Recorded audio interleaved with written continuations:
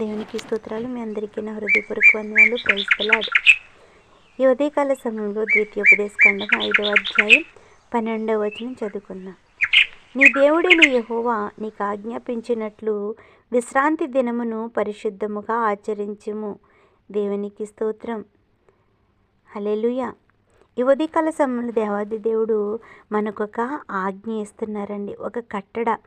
ఏంటిదంటే, నీ దేవుడైన యెహోవా నీకు ఆజ్ఞాపించినట్లు విశ్రాంతి దినమును మనం ఎలాగ ఆచరించాలంటే చాలా పరిశుద్ధంగా ఆచరించాలి. పరిశుద్ధంగా ఆచరించాలంటే ఎందుకు అలా ఆచరించాలంటే గనక, దేవాది దేవుడు మనకి 6 దినాలు నువ్వు కష్టపడు, కానీ 7వ దినాన్ని నువ్వు విశ్రాంతి తీసుకోవాలి. ఎందుకంటే ఆ విశ్రాంతి నీ కోసం కాదు, కానీ ఆ దినాన్ని నా సన్నిధిలో నాతో నువ్వు గడపాలి. నా సన్నిధిలోకి వచ్చి నా నామాన్ని నువ్వు మహిమపరచాలి, నా నామాన్ని నువ్వు గణపరచాలి, నాతో నువ్వు సాంగత్యం చేయాలి, నాతో నువ్వు సన్నిహితంగా నాతో ఉండాలి, నా సన్నిధిలో నువ్వు కనపడాలి అని దేవాది దేవుడు ఇజ్రాయేల్ ప్రజలకి ఆజ్ఞ ఇచ్చాడు.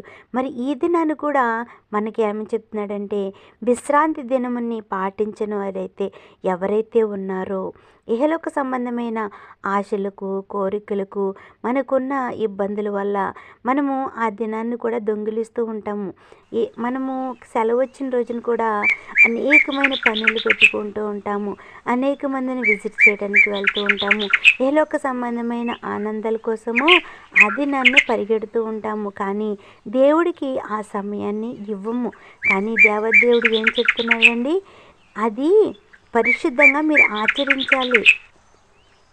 దేవదేవుడు మనకి చాలా ఖండితంగా ఆజ్ఞ ఇస్తున్నాడండి. ఆ ఆజ్ఞని మనము నెరవేర్చేవారిగా ఉండాలి.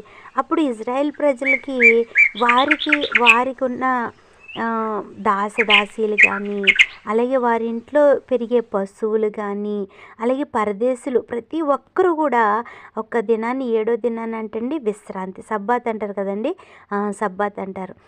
ఆ దినాన్ని వాళ్ళందరూ కూడా పరిపూర్ణంగా ఆచరించాలండి. ఆచరించారు చాలామంది, కానీ మనం మాత్రము యేసుక్రీస్తు ప్రభు వారిని ఆదివారం దినాన్ని సన్నిధికి వెళ్ళడానికి కూడా మనకు సమయం ఉండదండి. సమయం ఉన్నా కానీ మనము సద్వినియోగం చేసుకోము. ఎందుకంటే నిర్లక్ష్యం. కానీ దేవుడు కాపుదల కనుక మనకు లేకపోతే మనము ఏమైపోదుమో. కానీ మనము ఆయన మాట వినకపోయినా కానీ, మనము ఆయన ఆజ్ఞను మనం అనుసరించకపోయినా కానీ, ఆయన మనల్ని ఎంతో ప్రేమించే దేవుడు కనుక ఆయన కృప మనందరికీ కూడా నిరంతరము సమృద్ధిగా దయచేస్తున్నాడండి. మనము విశ్రాంతి దినము ఆయనకి దగ్గర ఎలా ఆచరించాలంటే పరిశుద్ధంగా ఆచరించాలి. మనం పరిశుద్ధమైన జీవిస్తూ పరిశుద్ధంగా ఆయన సన్నిధిలోకి వెళ్ళి పరిశుద్ధంగా ఆయన నామాన్ని మహిమపరచాలి, ఆరాధించాలి, ఘనపరచాలండి. మనం ఏదో మొక్కుబడిగా వెళ్ళి ఆ 2 గంటల సేపు, 3 గంటల సేపు ఆ సన్నిధిలో ఏదో కూర్చుని ఆరాధించేసి రావటం అయితే అది అంతా వ్యర్థమే. మనం ఎలాగ ఉండాలంటే పరిశుద్ధమైన జీవితము, స్వభావము, అటువంటి గుణగణాలు మనం కలిగి ఆయన్ని ఆరాధించాలి. ఎందుకంటే మనము స్థానం చేసి మంచి బట్టలు కట్టుకుని చర్చికి వెళ్ళినంత మాత్రాన పై రూపాన్ని అయితే ఏలోక సంబంధమైన మనుషులు చూస్తారు, కానీ మన అంతరంగంలో ఉన్న పాపక్రియలన్నిటినీ కూడా, పాప స్వభావాన్ని కూడా దేవుడు చూస్తూ ఉంటాడు. కానీ అటువంటి స్వభావం, అటువంటి తలంపులతో మనం వెళ్ళి దేవుణ్ణి ఆరాధిస్తే కనుక ఎన్ని గంటలు నువ్వు ఆరాధించినా అది వ్యర్థమే అని దేవాదేవుడు చెప్తున్నాడు. ఎందుకంటే ఆయన సన్నిధిలో మనము పరిశుద్ధంగా మనము ఆయన్ని ఆరాధించాలి. ఎందుకంటే ఆయన పరిశుద్ధుడు కాబట్టి. ఆయన బిడ్డలమైన మనము కూడా పరిశుద్ధులుగా ఉండాలి కదండి. మరి మనం పరిశుద్ధమైన జీవితం మనం జీవిస్తూ మనకి ఇహలోక సంబంధమైన ప్రతి అవసరతలు కానీ, మనకున్న ప్రతి పనుల్ని కూడా పక్కన పెట్టి, ఎందుకంటే ఆయన కృప లేకపోతే నేను ఈ దినాన్ని ఇలాగ ఉండలేను, నా కాళ్ళు చేతులు ఇలాగా ఆడుతున్నాయంటే ఆయన కృప. నేను ఇలాగ కొంచెం భోజనం చేస్తున్నానన్నా, ఇలా కూర్చున్నానన్నా, అలాగే నాకు చక్కని నిద్రనిచ్చాడన్నా, ప్రతి విషయంలోనూ కూడా నేను పని చేసుకుంటున్నానన్నా, నేను మాట్లాడుతున్నా, ఇదంతా కేవలం ఎవరి కృప అండి? ఆయన కృప. కానీ మరి ఆయన ఆజ్ఞని, ఆయన కట్టడాలని మనము అతిక్రమించినప్పుడు, ఆయన కోపం వచ్చినప్పుడు మన పట్ల ఏమైనా చేశారనుకోండి, మనం ఏమీ చేయలేమండి. అందుకే ఆయన ఆజ్ఞను మనము నెరవేర్చేవారిగా ఉండాలి. ప్రతి ఆదివారము కానీ మనకు ఎప్పుడైతే విశ్రాంతి దినాన్ని, ఎప్పుడైతే సన్నిధి, ఎప్పుడైతే చర్చి మనకు ఉంటుందో ఆ దినాన్ని తప్పనిసరిగా మన పనులన్నీ పక్కన పెట్టి ఆయన్ని సంపూర్ణమైన మారు మనసు కలిగి మనము పరిశుద్ధంగా ఆయన నామాన్ని ఆరాధించేవారిగా ఉందాము.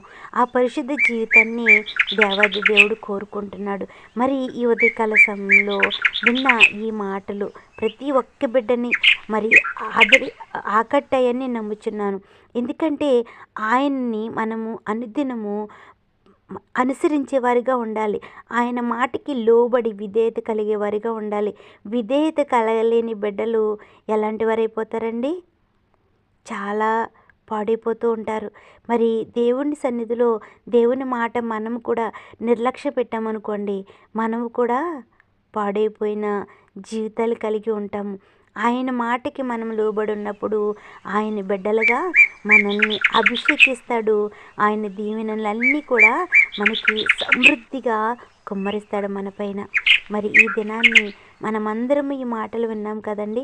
మరి ప్రతి ఆదివారం కూడా మన సన్నిధికి వెళ్ళి ఆయన్ని పరిశుద్ధంగా ఆయన సన్నిధిలో ఆయన్ని స్తుతించి ఆరాధించే వారిగా ఉందాము.